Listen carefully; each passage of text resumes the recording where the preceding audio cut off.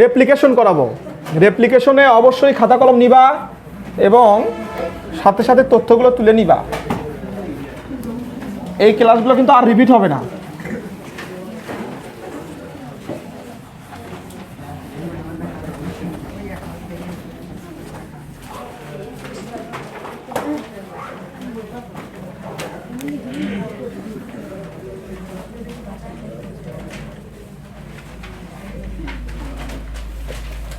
DNA replication, তোমরা কিছুক্ষণ আগে একটা ডিএনএর গঠন দেখছো তাই না? ডিএনএ হচ্ছে দ্বিসূত্রক পেঁচানো সিঁড়ির মতো। এর মধ্যে থাকে অসংখ্য পলিনিউক্লিওটাইড। অসংখ্য কি থাকে? পলিনিউক্লিওটাইড। এ থাকলে টি, টি থাকলে এ, জি থাকলে সি, সি থাকলে জি। এভাবে তোমরা ডিএনএর গঠন দেখে আসছো। এবার আমরা একটা ডিএনএ থেকে নতুন বা অপত্য ডিএনএ তৈরি করব। তাহলে ডিএনএ রেপ্লিকেশন হচ্ছে 3 ধরনের। কয় ধরনের? 3 ধরনের। তার মানে 3টি পদ্ধতির মাধ্যমে ডিএনএ কি হয়ে থাকে? রেপ্লিকেট হয়ে থাকে। 1 নাম্বার হচ্ছে রক্ষণশীল। 1 নাম্বার কি? রক্ষণশীল। 2 নাম্বার অর্ধ রক্ষণশীল। 3 নাম্বার হচ্ছে বিচ্ছুরণশীল। এই 3টার মধ্যে সবথেকে স্বীকৃত পদ্ধতি হচ্ছে কি? অর্ধরক্ষণশীল। তাহলে অর্ধরক্ষণশীল পদ্ধতিতে ডিএনএ রেপ্লিকেশনটা আমরা এখন ব্যাখ্যা করব। তাহলে যে প্রক্রিয়ার মাধ্যমে একটি ডিএনএর মাতৃসূত্রকের একটি সূত্রক সংরক্ষিত থেকে নতুন একটি অপত্য সূত্রক গঠন করে একটি দ্বিসূত্রক মডেল প্রস্তাবিত হয় বা তৈরি হয়, তখন তাকে ডিএনএ রেপ্লিকেশন বলা হয়। অথবা সহজ ভাষায় বলবা, একটি ডিএনএ হতে নতুন 2টি ডিএনএ সৃষ্টির প্রক্রিয়াকে কি বলা হয়? DNA replication. তাহলে ডিএনএ রেপ্লিকেশনের জন্য তোমার প্রয়োজনীয় কিছু এনজাইম লাগবে। এনজাইমগুলো লিখে রাখো।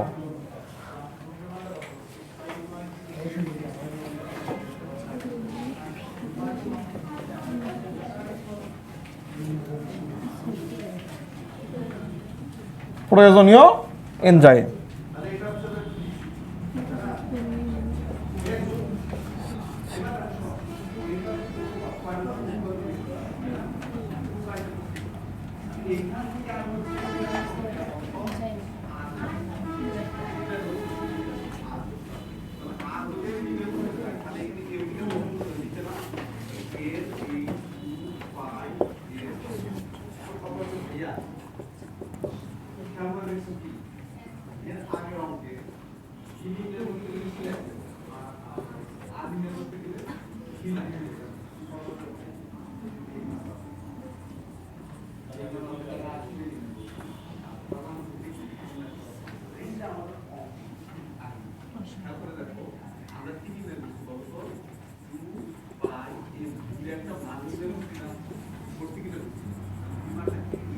দেখো আর 2-1টা বের হলে আমি তখন লিখে দেবো। তাহলে ডিএনএ রেপ্লিকেশন হওয়ার জন্য এই সকল উপাদানগুলো লাগবে। বইয়ে কিন্তু বিস্তারিত আছে, অত থিওরিক্যাল বিষয় তুমি সবগুলো পরীক্ষা খাতায় লিখতে পারবে না। তোমরা কতটুকু লিখতে পারবা, কতটুকু প্রয়োজনীয়, কীভাবে শর্ট করে দেওয়া যায়, সেই পদ্ধতি অনুসরণ করছি আমি। সুতরাং বইয়ে যা সব আছে এই আশায় থাকো না, সবাই উঠে ফেলো। তাহলে প্রয়োজনীয় এনজাইম লাগবে সাচ। সাচ কি? টেমপ্লেট। সাচের ইংরেজি কি? টেমপ্লেট। মানে একটাকে নকল করার জন্য মূলটা লাগবে তো নাকি? এই যে পিঠা তৈরির সময় তোমরা কি ইউজ করো? ছাঁচ। তাহলে ছাঁচে যদি ওইভাবে ময়দা দেওয়া হয় তাহলে পিঠার আকৃতি হয়, মানে পিঠার আকৃতির টোটালি ছাঁচের আকৃতি হয়। তাহলে ছাঁচ হচ্ছে ডিএনএর যে মাতৃসূত্রক 2টা থাকবে, তার যে কোনো একটা মাতৃসূত্রককে ধরে আমি হুবহু নকল করে একটা অপত্য সূত্রক তৈরি করব। তাহলে ওই মাতৃসূত্রকটাকে আমরা কি বলবো? ছাঁচ। তাহলে ডিএনএ রেপ্লিকেশনে যদি 2টা মাতৃসূত্রক থাকে, তাহলে একটা যদি ছাঁচ হয় তাহলে অপরটা কি হবে? কমপ্লিমেন্টারি। তাহলে একটা ছাঁচ হলে অপরটা কি হবে? কমপ্লিমেন্টারি। লাগবে অসংখ্য পলিনিউক্লিওটাইড ট্রাইফসফেট, এটিপি সিনথেসিস তথা এটিপি শক্তি লাগবে, এসএসবিপি লাগবে, পলি আইসোমারেজ লাগবে, প্রাইমার লাগবে এবং প্রাইমেজ এনজাইম লাগবে। প্রাইমার আর হচ্ছে প্রাইমেজ এনজাইম। তাহলে একটু লক্ষ্য করো। আচ্ছা, আমরা তো অর্ধরক্ষণশীল পদ্ধতি করতেছি, এটা একটু মিশে দেই, তাহলে স্পেস পাবো।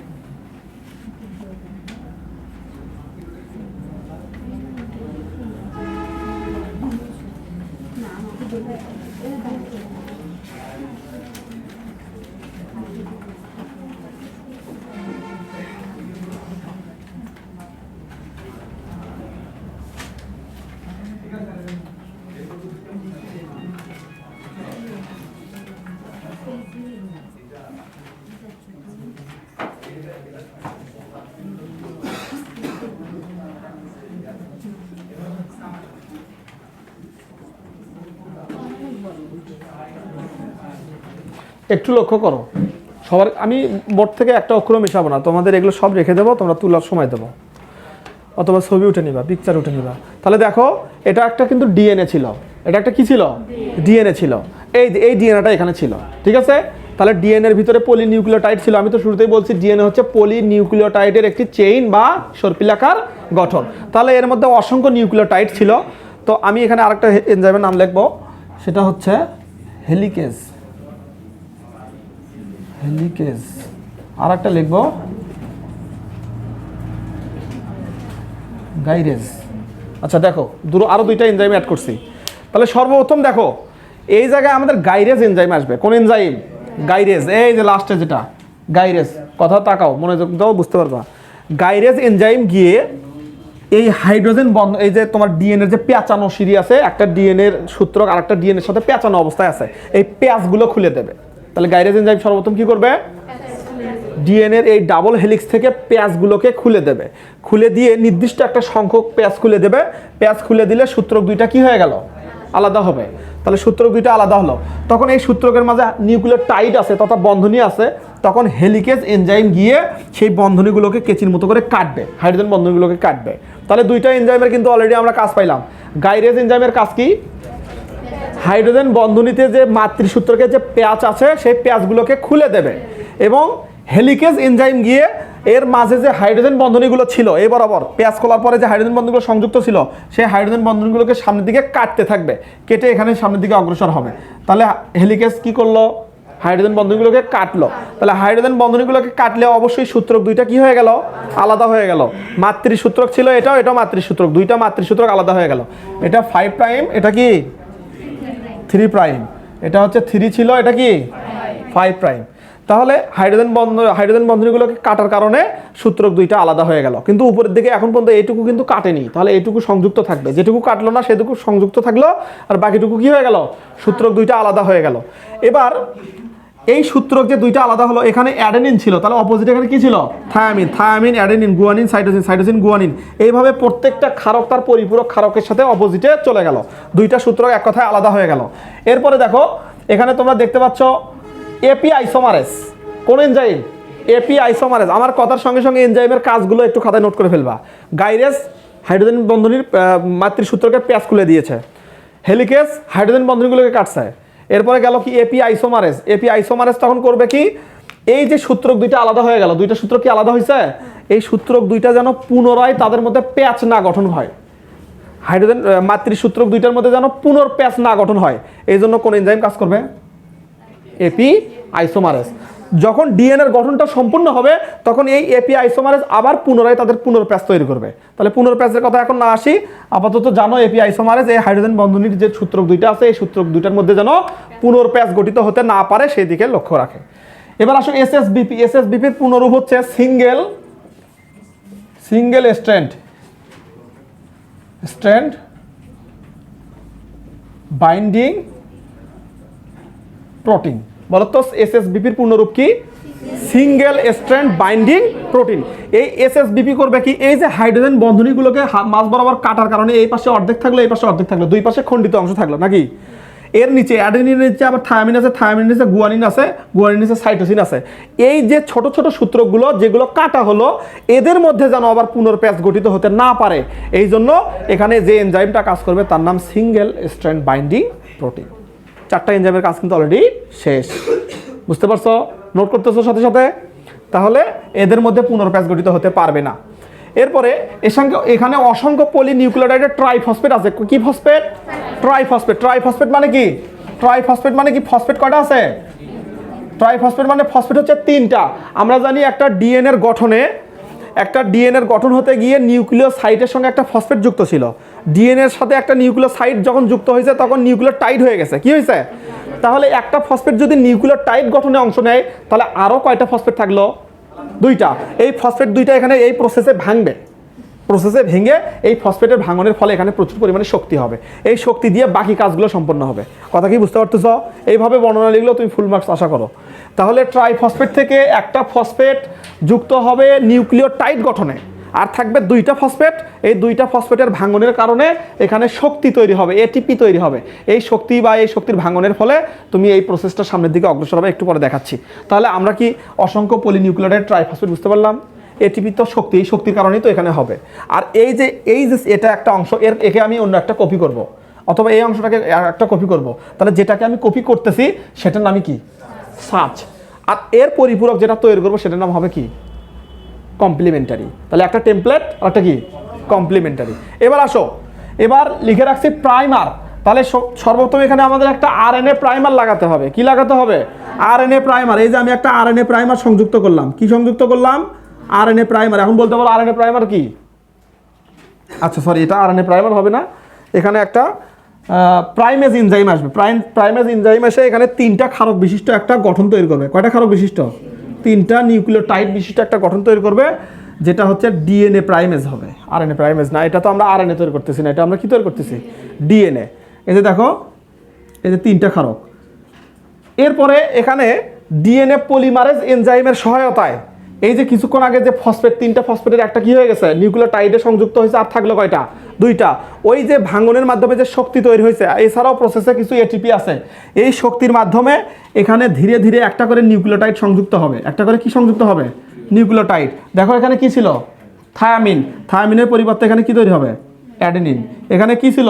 সাইটোসিন। সাইটোসিনের পরিবর্তে এখানে পরিপূরক কি তৈরি হবে? গুয়ানিন। থায়ামিন থাকলে অ্যাডেনিন, সাইটোসিন থাকলে গুয়ানিন, গুয়ানিন থাকলে সাইটোসিন। এভাবে টি এ এ টি সি জি জি সি এ টি তৈরি হবে। এবং এই সূত্রকটা ডিএনএর এই নতুন যে সূত্র, অপত্য সূত্রক, এটা এই প্রসেসে প্রচুর পরিমাণে শক্তি পাওয়ার কারণে এটা কোনো প্রকার ল্যাগিং ছাড়াই সরাসরি সামনের দিকে অগ্রসর হতে থাকবে। মাঝখানে কোথাও কোনো ল্যাগিং করবে না, আটকাবে না, কোথাও আটকাবে না প্রসেসটা। তাহলে একটা করে পরিপূরক ক্ষারক কি তৈরি হলো? নিউক্লিওটাইড তৈরি হলো, নিউক্লিওটাইড তৈরি হলো। এবং এই অবশ্যই নতুন যে অপত্য সূত্রকটা তৈরি হবে এটা অবশ্যই 5 থেকে 3 প্রাইমের দিকে। নতুন অপত্য সূত্রকের দিকটা কোথায় হবে? 5 প্রাইম থেকে কোথায়? 3 প্রাইমের দিক। তাহলে 5 থেকে 3 পর্যন্ত গিয়ে যে পর্যন্ত হেলিকেজ এনজাইম কেটে হাইড্রোজেন বন্ধনগুলোকে আলাদা করছিল সেই পর্যন্ত তার নতুন সূত্রকটা তৈরি হবে। তাহলে এটা হচ্ছে তোমার মাতৃসূত্রক। এই সূত্রকটার নাম কি? মাতৃসূত্রক। আর এই সূত্রকটার নাম কি? অপত্য সূত্রক। তাহলে একটা হচ্ছে মাতৃসূত্র, আর একটা কি? অপত্য সূত্রক। তাহলে এক সাইডে আমাদের কিন্তু ডাবল হেলিক্স হয়ে গেছে ডাবল হেলিক্স। এখন এটার নাম প্রাইমার ছিল, এটার নাম কি ছিল? প্রাইমার লাগাতে হবে, এই যে প্রাইমার। তাহলে এই প্রাইমার লাগানোর পরে এটা তোমার ধীরে ধীরে সামনের দিকে অগ্রসর হলো। এখন এই অংশে আমাদের দ্বিসূত্রক তৈরি করতে হবে। তাহলে এই অংশে যদি দ্বিসূত্রক তৈরি করি তাহলে এটা কোথা থেকে করবো? উপর থেকে নিচের দিকে না নিচ থেকে উপর দিকে? যদি আমি নিচ থেকে উপর দিকে করি, আমি শুরুতেই বলছি নতুন অপত্য সূত্রকটা সর্বদা হয় 5 থেকে 3 মুখী। 5 থেকে কোথায়? 3 মুখী। তাহলে আমি নিচ থেকে যদি উপর দিকে যাই তাহলে আমাকে এখানে 5 প্রাইম দিতে হচ্ছে, 5 কার্বন দিতে হচ্ছে। তাহলে এখানেও যদি 5 হয়, এখানেও 5 হয়, তাহলে কি হলো? একটা ডিএনএ কি কখনো এখানেও 5 এখানেও 5 থাকতে পারে? তাহলে অবশ্যই এক পাশে 5 থাকলে এক পাশে 3 থাকবে, এই পাশে 5 থাকলে উপরে 3 থাকবে, উপরে 3 থাকলে নিচে 5 থাকবে। এই তো। তাহলে আমাদের নিচ থেকে উপরের দিকে আর যাওয়া যাচ্ছে না। আমাদের অবশ্যই নতুন যে প্রাইমার লাগায় যে নতুন সূত্রক বা অপত্য সূত্রক তৈরি করতে হবে সেটা উপর থেকে কোথায় আসবে? নিচে। কিন্তু এখানে কথা আছে, সেই কথাটা হচ্ছে কি? ধরো তুমি সকালবেলা খাওয়া দাওয়া করে আসছো, ভরপেটে খাওয়া দাওয়া করে আসছো, তোমার শরীরের ভিতরে প্রচুর পরিমাণে এনার্জি আছে, এই এনার্জি দিয়ে তুমি ভালোই চলতে পারবা। এখন রমজান মাস, আমরা সেহরি খাওয়ার পরে এখন মোটামুটি যে আমি কথা বলতেছি খুবই ভালোই কথা বলতেছি, কারণ আজকে তোমাদের ফার্স্ট ক্লাস নিচ্ছে এখন পর্যন্ত। তাহলে এই কথা ধারাবাহিকতা কি আমার বিকাল পর্যন্ত চলবে? অবশ্যই আমি স্লো হয়ে আসবো, কারণ আমার এনার্জি কমে যাবে। তো এই প্রসেসে প্রথমে যে এনার্জিটুকু ছিল ফসফেটের ভাঙনের ফলে, ফসফেটের ভাঙন, এই যে দেখো এডিপি এর সঙ্গে একটা পি যুক্ত হবে, একটা ফসফেট যুক্ত হবে, দিয়ে কি তৈরি করবে? এটিপি। এটিপির সঙ্গে একটা ইনঅর্গানিক ফসফেট যুক্ত হয়ে কি তৈরি করে? এটিপি। এইভাবে জিডিপির সঙ্গে একটা ফসফেট যুক্ত হয়ে কি তৈরি করবে? জিটিপি। তারপরে সিডিপির সঙ্গে একটা ফসফেট যুক্ত হয়ে কি তৈরি করবে? সিটিপি। আর একটা কি থাকলো? থায়ামিন। টিডিপির সঙ্গে ফসফেট যুক্ত হয়ে কি তৈরি করবে? TTP. Adenine triphosphate, guanine triphosphate, cytosine triphosphate, thymine triphosphate. এই যে ফসফেট যুক্ত হচ্ছে, একটা করে ফসফেট যুক্ত হচ্ছে ওখানে, আর বাকি ফসফেটের শক্তি হিসাবে এখানে সাপ্লাই দিচ্ছে।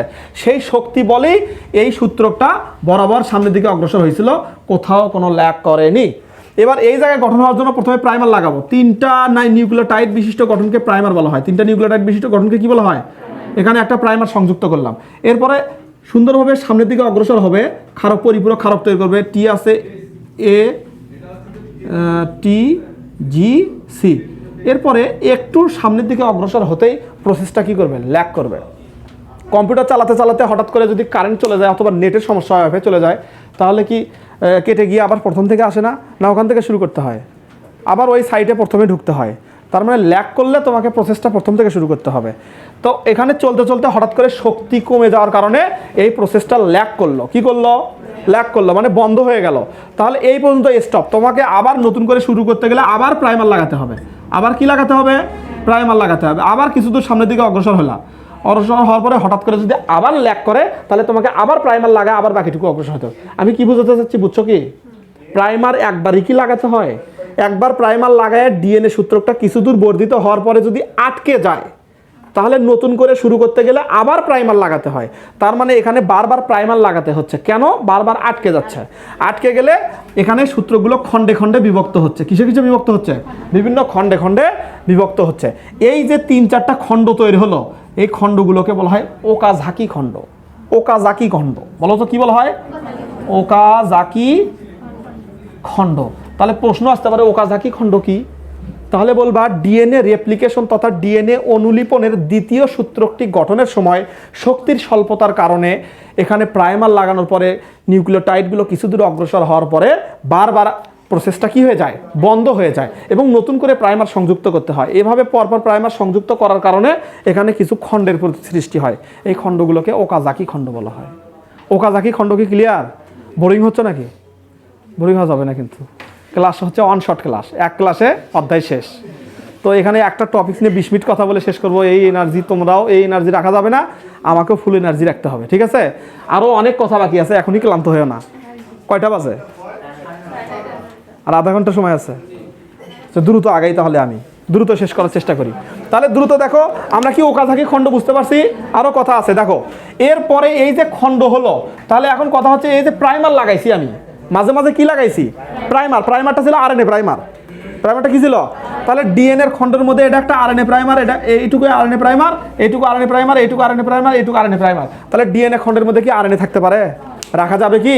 তাহলে এই প্রাইমারের অংশটুকু কেটে ফেলতে হবে। প্রাইমার অংশটুকু কি করতে হবে?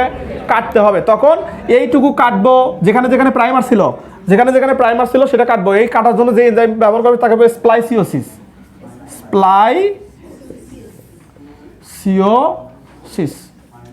স্প্লাইসিওসিস বা স্প্লাইসিওজম। এই স্প্লাইসিওসিস এনজাইমের মাধ্যমে এই খণ্ড থেকে আরএনএ প্রাইমারগুলোকে কেটে বাকি যেটুকু থাকলো সেটুকু জোড়া দিতে হবে। এক্ষেত্রে কিন্তু তেমন কিছু না, এক্ষেত্রে একবার কাটলেই হচ্ছে। শুধু প্রাইমার কয় জায়গায় আছে? এক জায়গায়। কিন্তু এখানে কয়েক জায়গায় আছে। এই জন্য যেহেতু প্রথম সূত্রটা নিরবিচ্ছিন্নভাবে কাজ করছে, সুতরাং এই সূত্রটার নাম হচ্ছে লিডিং সূত্রক। এটার নাম কি? লিডিং সূত্রক।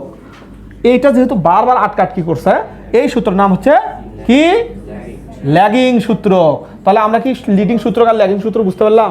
বিভিন্ন অ্যাডমিশন পরীক্ষা গত দিনের ঢাকা বিশ্ববিদ্যালয়ের ক্ষয় ইউনিটে তোমার হচ্ছে রেজাল্ট হয়েছে, শুনছো? রেজাল্ট শুনছো? আমি ফেসবুকে স্ট্যাটাসও দিছি, দেখছো?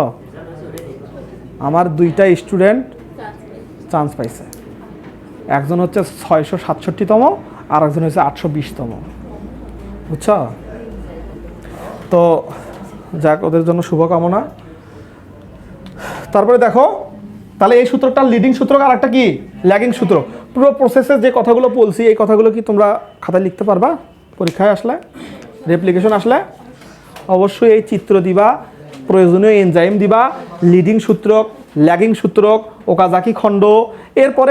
এরপরে হেলিকেজ এনজাইম দিয়ে এই জায়গায় মনে করো কাটলা, এই জায়গা তো কাটলা, তাহলে এখানে একটা নতুন সূত্র পাইলা, ওই যে এপি আইসোমারেজ আবার পুনরায় পেঁয়াজ তৈরি করলো, তাহলে আমি এখান থেকে একটা ডিএনএ থেকে কয়টা পাইলাম? 2টা অপত্য ডিএনএ পাইলাম। এটার নামই হচ্ছে ডিএনএ অনুলিপন। আর এই পদ্ধতিটা হচ্ছে অর্ধরক্ষণশীল পদ্ধতি। কি পদ্ধতি? তাহলে অর্ধরক্ষণশীল পদ্ধতির মাধ্যমে আমরা কি তৈরি করতে পারলাম? একটি ডিএনএ হতে নতুন অপত্য ডিএনএ সৃষ্টি করতে পারলাম। ক্লিয়ার?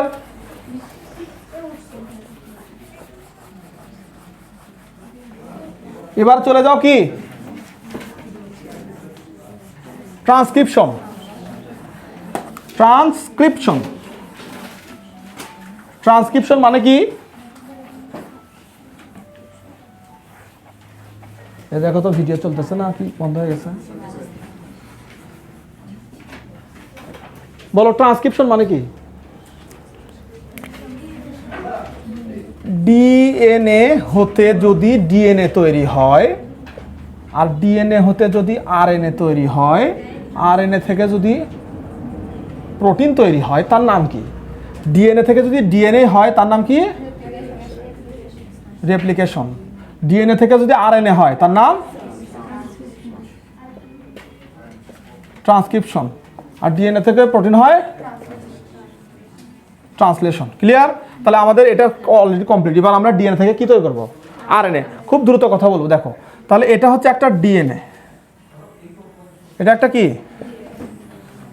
এটা একটা ডিএনএ, এটা একটা ডিএনএ। এখন এই ডিএনএর ভিতরে অসংখ্য কি আছে? নিউক্লিওটাইড আছে। ডিএনএর মধ্যে অসংখ্য কি আছে? নিউক্লিওটাইড আছে। এখন এই ডিএনএর মাঝে আমরা একটা আরএনএ তৈরি করব। তার মানে আরএনএর সূত্র হয় কোথা থেকে? ডিএনএ থেকেই হয়। তাহলে ডিএনএ থেকে যদি আরএনএ তৈরি করতে যাই, তাহলে আমাকে হাইড্রোজেন বন্ধনীগুলো মাতৃসূত্র দুটো পেঁয়াজ খুলতে হবে না? হবে না? তার মানে পেঁয়াজ খুলতে গেলে কোন এনজাইম? হেলিকেজ, গাইরেস। কোন এনজাইম? গাইরেস। তাহলে আমার প্রয়োজনীয় এনজাইম যদি আমি বলি, প্রয়োজনীয় এনজাইম, তাহলে প্রয়োজনীয় এনজাইমের প্রথমে আবার কি লাগলো? গাইরেস। 2 নাম্বার লাগবে কি? হেলিকেজ। এখানেও সাচ লাগবে। কি লাগবে? সাচ বা টেমপ্লেট লাগবে। তাহলে দেখো প্রোমোটার লাগবে। আরেকটা গুরুত্বপূর্ণ বিষয় কি লাগবে এখানে? প্রোমোটার। প্রোমোটার লাগবে। আর একটা জিনিস লাগবে RNA polymerase. RNA polymerase enzyme লাগবে। তাহলে সর্বপ্রথম এখান থেকে আমরা যখন ডিএনএ তৈরি করব, তখন ফার্স্ট কাজ হচ্ছে হেলিকেজ এনজাইমের সাহায্যে এই হাইড্রোজেন বন্ধনের নির্দিষ্ট একটা সিকোয়েন্স, 20টা নিউক্লিওটাইড যেন থাকে, এই 20টা নিউক্লিওটাইডের একটা সিকোয়েন্সের প্যাচ খুলতে হবে। কি খুলতে হবে? তাহলে দেখো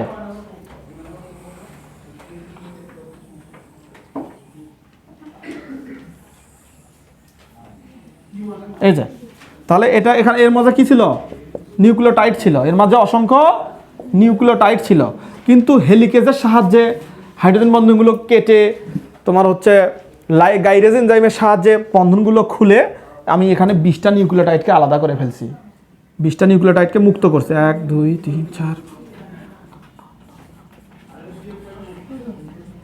কয়টা? উপরে 20টা থাকলে নিচে কয়টা থাকবে? 30টা।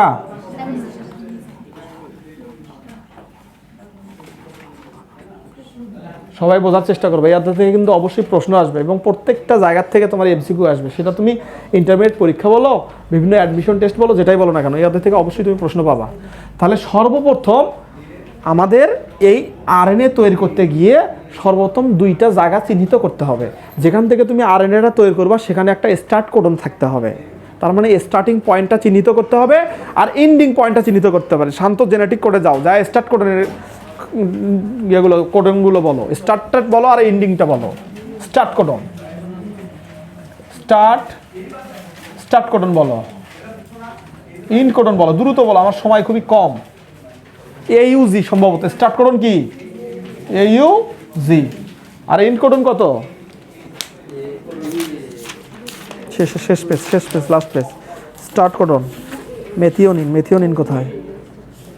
এই যে AUG, হ্যাঁ। আর ইন্ড কোডন সমাপ্তিকরণ UGA। AUG আর UGA। তাহলে তুমি ধরো এই পয়েন্টটাকে স্টার্টিং পয়েন্ট মনে করলা, এখান থেকে তুমি মেসেঞ্জার আরএনএ তৈরি করবা, তাহলে তোমাকে কিন্তু আগেই অবশ্যই এক জায়গায় ইন্ড কোডনটা রাখতে হবে। এটা হচ্ছে ইন্ডিং পয়েন্ট। এটা কি পয়েন্ট? Ending point. আর এটা কি? Starting point. তাহলে একটু দ্রুত আসো। সর্বপ্রথম কাজ হচ্ছে মাতৃসূত্রকের প্যাচ খুলে দেওয়া। 2 নাম্বার কাজ হচ্ছে এর মধ্যে যে হাইড্রোজেন বন্ধনগুলো আছে, হাইড্রোজেন বন্ধনগুলোকে কেটে তোমার দুই পাশের টাইডগুলোকে মুক্ত করা। উপরে অ্যাডেনিন, গুয়ানিন, থাইমিন এগুলো থাকবে, নিচে তার পরিপূরকগুলো থাকবে, অত আর লিখতে চাচ্ছি না। তো এখান থেকে আমাদের শুরু হবে মেসেঞ্জার আরএনএ। এই যে মনে করো মেসেঞ্জার আরএনএটা স্টার্টিং হয়ে গেছে, এখানে মেসেঞ্জার আরএনএ মনে করো এই দিক থেকেও কিছু তৈরি করে ফেলছে, এমআরএনএ বা আরএনএ। তাহলে এখন শোনো, সর্বপ্রথম এখানে আরএনএ প্রাইমার যুক্ত হবে। এখানে এই জায়গায় যদি অ্যাডেনিন থাকে, আমরা জানি এ থাকলে ওর সঙ্গে কি থাকছে, টি থাকছে, কিন্তু আরএনএতে তো টি থাকে না, আরএনএ টির পরিবর্তে কি থাকে, ইউ থাকে। তার মানে এই উপরে যদি এ থাকতো তাহলে তার পরিপূরক এখানে ইউ, টি তৈরি না হয়ে কি তৈরি হতো, ইউ। আর উপরে যদি ইউ থাকতো তাহলে এই পাশে অবশ্যই এখানে কি তৈরি হতো, অ্যাডেনিন তৈরি হতো। ঠিক আছে, তাহলে এই এনজাইমগুলো, এই যে প্রোমোটার ছিল এখানে, সর্বপ্রথম প্রোমোটার লাগাতে হবে, প্রোমোটার দিয়ে কাজটা শুরু হবে। এবং আরএনএ পলিমারেজ এনজাইমের সহায়তায়, কোন পলিমারেজ এনজাইম, আরএনএ পলিমারেজ এনজাইমের সহায়তায় এখানে মেসেঞ্জার এই আরএনএটা করবে কি, উপরে যে ক্ষারকগুলো আছে তার পরিপূরক ক্ষারক ধীরে ধীরে ধীরে ধীরে তৈরি করবে, পরিপূরক ক্ষারক তৈরি করে করে সামনের দিকে আগাবে, পরিপূরক ক্ষারকগুলো সে কি করবে, তৈরি করবে। কোনটার বিপরীতে কোনটা, এগুলো কি উপরে লিখে দিতে হবে না, বুঝতে পারতেছ? এখানে যে ক্ষারকগুলো ছিল এই বরাবর, তার পরিপূরক ক্ষারক কিন্তু এই পাশে নিচে আছে। ধরো এখানে অ্যাডেনিন আছে, এখানে থায়ামিন, এখানে থায়ামিন, এখানে অ্যাডেনিন, এখানে গুয়ানিন, এখানে সাইটোসিন, এখানে সাইটোসিন, এখানে কি গুয়ানিন। এখন এই যে এই সূত্রকের কথা বাদ দাও, এটার নাম হচ্ছে সাচ, এটার নাম কি সাচ বা টেমপ্লেট, আর এটার নাম হচ্ছে কমপ্লিমেন্টারি। তাহলে এই সাচকে অনুসরণ করে আমি নতুনটা তৈরি করতেছি। ঠিক আছে, তাহলে এই এ থাকলে এর পরিবর্তে এখানে কি তৈরি হবে, থায়ামিন তৈরি হওয়ার কথা ছিল, কিন্তু ইউরাসিল তৈরি হবে। টি থাকলে এ, জি থাকলে সি, সি থাকলে জি। এইভাবে মেসেঞ্জার আরএনএ সামনের দিকে আগাবে। মেসেঞ্জার আরএনএ তথা এটা বার্তাবাহক আরএনএ বলা হয়। তাহলে আরএনএটা সামনের দিকে অগ্রসর হবে। এখন এই পরিমাণে একটা আরএনএ তৈরি হলো। এখন আরএনএটার লেন্থটা তুমি যদি আরও বাড়াতে চাও, তাহলে আবার তোমাকে কয়টা নিউক্লিওটাইড খুলতে হবে, কয়টা প্যাচ খুলতে হবে, 2টা প্যাচ খুলতে হবে। একটা প্যাচে 10টা থাকে, তাহলে 2টা প্যাচ খুললে আবার কয়টা মুক্ত হচ্ছে, 20টা, তখন আবার 20টা হবে। তার মানে আরএনএ সূত্রকটা বর্ধিত হবে। এটা 3টা ধাপে শুরু হয়। আরএনএর রেপ্লিকেশন, আরএনএ ট্রান্সক্রিপশনটা 3টা ধাপে হয়। একটা হচ্ছে সূচনা, একটা কি সূচনা, 2 নাম্বার হচ্ছে সূত্র বর্ধিতকরণ, 2 নাম্বার কি ধাপ কি সূত্র বর্ধিতকরণ, আর 3 নাম্বার ধাপ কি সমাপ্তি। তাহলে প্রথমে সূচনা করতে হবে, কোন কোন এনজাইম দিয়ে কাজগুলো করবে। দ্বিতীয় নাম্বার হচ্ছে সূত্রটাকে ধীরে ধীরে বাড়াতে হবে সামনের দিকে। আর সর্বশেষে ধরো এই যে আমরা ইন্ডিং পয়েন্টটা রাখছি, এই ইন্ডিং পয়েন্টে এসে এই ইন্ডিং পয়েন্টটা যখনই আসবে তখন এই প্রসেসটা কেটে যাবে, কেটে গিয়ে মেসেঞ্জার আরএনএটা কি হয়ে যাবে, মুক্ত হবে।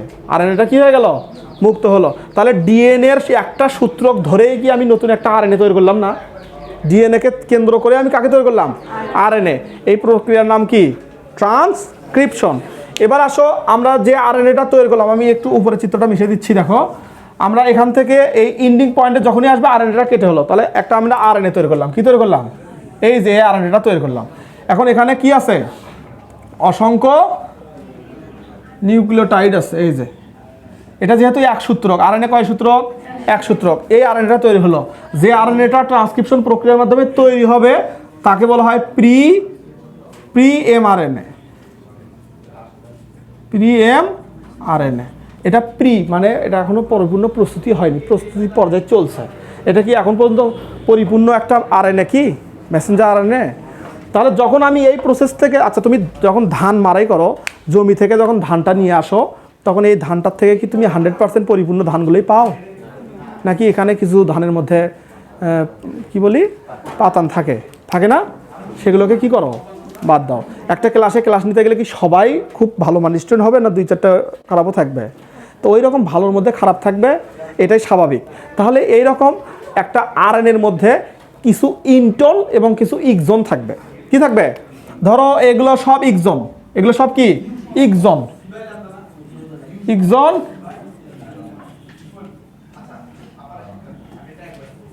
একটা হচ্ছে ইকজন আর একটা কি ইন্ট্রন। এই ইকজন হচ্ছে যেগুলো বার্তা বহন করতে পারে, বিভিন্ন ধরনের মেসেজ। এই প্রত্যেকটা নিউক্লিওটাইডের মাঝে কিন্তু, প্রত্যেকটা ক্ষারকের মাঝে কিন্তু কিছু মেসেঞ্জার আরএনএ আছে, কিছু হচ্ছে অ্যামাইনো অ্যাসিড আছে বা অ্যামিনো অ্যাসিড আছে। তাহলে এই অ্যামিনো অ্যাসিড যারা বহন করতে পারে তাদেরকে রাখবো, আর যারা অ্যামিনো অ্যাসিড বহন করতে পারে না তাদের কি রাখার কোনো লাভ আছে? তাহলে এই প্রসেসের মধ্যে কিছু পরিমাণে ইকজন আর কিছু পরিমাণে কি আছে, ধরো এইটুকু পুরোটা ইকজন হঠাৎ করে এইটা এখানে দিলাম, এইটা এইটা এটা, মানে এই তিনটা হচ্ছে কি ইন্টন, আবার ইকজন ইকজন, আবার এই তিনটা হচ্ছে ইন্টন, আবার কিছু ইন্টন আছে। তাহলে মাঝে মাঝে আমি যে ইন্টনগুলোকে পাবো সেই ইন্টনগুলোর তো কাজ নাই, কারণ ওরা কোনো বার্তা বহন করতে পারতেছে না, ওদের মধ্যে কোনো সিকোয়েন্স নাই যারা হচ্ছে অ্যামিনো অ্যাসিডকে সংগ্রহ করে নিয়ে আসবে। তাহলে কি আমি ওদেরকে রাখবো এখানে? তাহলে আমি এদেরকে কেটে কেটে কেটে কেটে এই মেসেঞ্জার আরএনএ থেকে ওগুলোকে কেটে কেটে বাদ দেবো। কাদেরকে বাদ দিচ্ছি? ইন্ট্রনগুলোকে বাদ দিচ্ছি। ইন্ট্রনগুলোকে এখান থেকে বাদ দিতে হবে। তাহলে ইন্ট্রনগুলোকে যখন তুমি এখান থেকে বাদ দিবা, কোন এনজাইমের সাহায্যে কাটবা? ওই যে এর আগে বলছিলাম স্প্লাইসিওসিস। কোন এনজাইম? স্প্লাইসিওসিস। এই স্প্লাইসিওসিস এনজাইমের সাহায্যে ইন্ট্রনগুলোকে কেটে যে এক্সনগুলো থাকলো, এই এক্সনগুলোকে আবার কি করাতে হবে? জোড়া লাগাতে হবে। কার সঙ্গে জোড়া লাগাবা? লাইগেজ। লাইগেজ এনজাইমের কাজ হচ্ছে লাগানো। তাহলে লাইগেজ এনজাইম দিয়ে জোড়া লাগানোর পরে তুমি একটা কি তৈরি করতে পারবা? তোমার কাছে একটা পরিপূর্ণ মেসেঞ্জার আরএনএ হবে। এবার মনে করো কাটাকাটি হয়ে গেছে, এই যে কাটাকাটি হয়ে গেল, এখন এটা যেটা প্রস্তুত হলো সেটার নামই কি? এমআরএনএ। এটা হচ্ছে এমআরএনএ, আর আগেরটা ছিল প্রি এমআরএনএ। তাহলে বুঝতে পারলা প্রি আরএনএকে কিভাবে এমআরএনএতে পরিণত করতে হয়। ক্লিয়ার? এবার আসো, এই যে আরএনএটা তৈরি হলো, এই আরএনএটা তৈরি হলো ক্রোমোজোমের ভিতরে তথা নিউক্লিয়াসের ভিতরে। এখন এটাকে নিউক্লিয়াসের ভিতর থেকে বের হয়ে কোষের মধ্যে সাইটোপ্লাজমে আসতে হবে। কোথায় আসতে হবে? তো এটা যখন নিউক্লিয়ার রন্ধ্র দিয়ে বের হবে, তখন নিউক্লিয়ার রন্ধ্রের ভিতরে কিছু এনজাইম থাকে, হাইড্রোলাইসিস এনজাইম থাকে, মনে থাকবে? নিউক্লিয়ার রন্ধ্র, নিউক্লিয়াসের বাইরে যে মেমব্রেন থাকে, এই মেমব্রেনের মধ্যে কিছু হাইড্রোলাইসিস এনজাইম থাকে। এই এনজাইমগুলো এগুলোকে ধাক্কা দেবে। এ যখন এখানে বিপরীত একটা বল প্রয়োগ করে বের হয়ে আসতে যাবে, তখন এর ভিতরে যে নিউক্লিওটাইডগুলো আছে এগুলো ভেঙে যাওয়ার সম্ভাবনা আছে। কী হওয়ার সম্ভাবনা আছে? তাহলে এখন এগুলো না ভাঙতে গেলে উপায় কি? কি করতে হবে? তাহলে এমন কোনো পদ্ধতি অবলম্বন করতে হবে যেন এই মেসেঞ্জার আরএনএটা নিউক্লিওটাইড থেকে বের হয়ে আসতে পারে, মানে নিউক্লিয়ার রন্ধ্র দিয়ে বের হয়ে আসতে পারে। এই জন্য এখানে একটা মাথা তৈরি হবে। কি তৈরি হবে? মাথা তৈরি হবে। এটা এখানে কিছু সংখ্যক গুয়ানিন থাকবে। কি থাকবে? কিছু সংখ্যক গুয়ানিন থাকবে। কয়টা থাকবে? জি ক্যাপ। এই গুয়ানিনকে বলা হয় জি ক্যাপ। তাহলে মেসেঞ্জার আরএনএর মাথা আছে। ক্লিয়ার? মাথার নাম কি? জি ক্যাপ। এবার এখানে একটা লেস তৈরি হবে। একটা কি তৈরি হবে? লেস তৈরি হবে। অসংখ্য তোমার অ্যাডেনিন দিয়ে একটা টেইল তৈরি হবে। এটাকে বলবো এ টেইল। এটাকে কি বলবো? এ টেইল। তাহলে এ টেইল তৈরি হলো। একটা জি ক্যাপ আর একটা কি? এ টেইল। তাহলে তখন এই ক্যাপ আর লেস থাকার কারণে ও সুন্দরভাবে ওখান থেকে বের হবে। ক্ষতিগ্রস্ত হলে কে হোক? মাথা আর লেজ হোক। আমার মূল যারা কোডন বহন করবে, যারা জেনেটিক বৈশিষ্ট্য ধারণকারী প্রোটিন বহন করবে, তারা সংরক্ষিত থাকুক। আমার কথা কি ক্লিয়ার? এই যে আমাদের একটা মেসেঞ্জার আরএনএ প্রস্তুত হয়ে গেছে, একটা আরএনএ পেয়ে গেলাম। ক্লিয়ার? Transcription clear? এবার চলে যাও ট্রান্সলেশনে।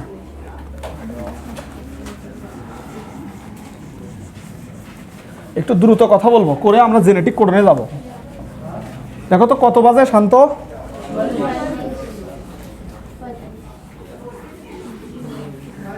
45 বাজে। দ্রুত শেষ করব। হ্যাঁ, আচ্ছা ঠিক আছে। একটু তো তোমাদের একটু দেখাতে চাচ্ছি।